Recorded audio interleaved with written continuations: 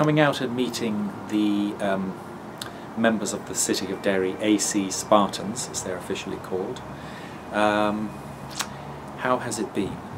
Extremely useful. We've been asking questions about running, running over various distances, the tactics of running, and we are very interested in the internal thought processes that are going on whilst people run.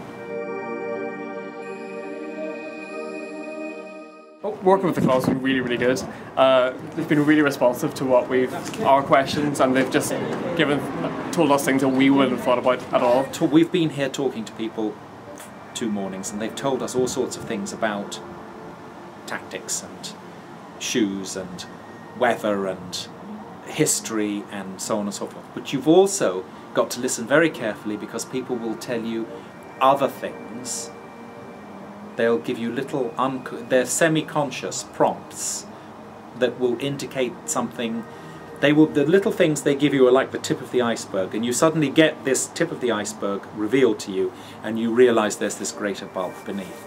And the 3 things that have been most, the 3 iceberg tips, if you like, were: 1, a remark last week where somebody said that running was all about lying, deception, trickery, hoodwinking your poor, baffled, bruised, much put upon body and getting more juice out of it.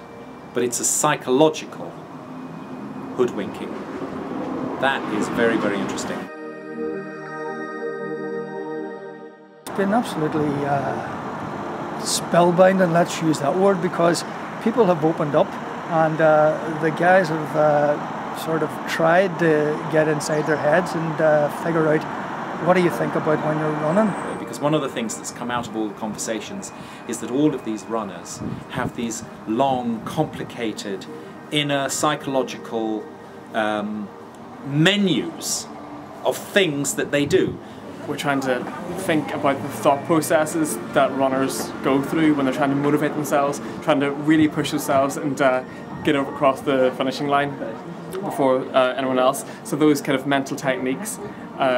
So what kind of stories they tell themselves, is someone chasing them, what motivates them to push themselves faster. The range of stuff that's coming out is absolutely fantastic, ranging from just the freedom and the joy of running to fear, and by that I mean that you fear your opponent, you fear that perhaps you're not going to make it to the finish line, and all these thoughts are coming through, and they're inside your head, and you try and keep them not necessarily bottled up, but you try and use them to your advantage. If you're running behind the guy, you would think, hey, I'm looking good here, he's looking a little bit loopy, and I think I can have him this time. Or if you're in front and the guys are hunting you down, that's where the fear comes in. You listen behind, you hear the breathing, you hear the feet, you hear the noise, and you just want to hang on and hang on. And we found the thing about being suddenly affected by the environment, we found that quite interesting in the idea of threat. We like threat, we like conflict, we like fear. And then today we were talking about, we had some very interesting things about the way in which one runner can pretend to be somebody else to a different runner in order to get them to run faster. They impersonate a rival. That's fiction. I mean, it's making up stuff. And then they were also talking a lot about the feeling of being pursued. Pursuit. Harried in a race, harried by the other runners. So I can see taking these ideas of pursuit and harryment and narrative and internal process, that it's going to be possible to make a text.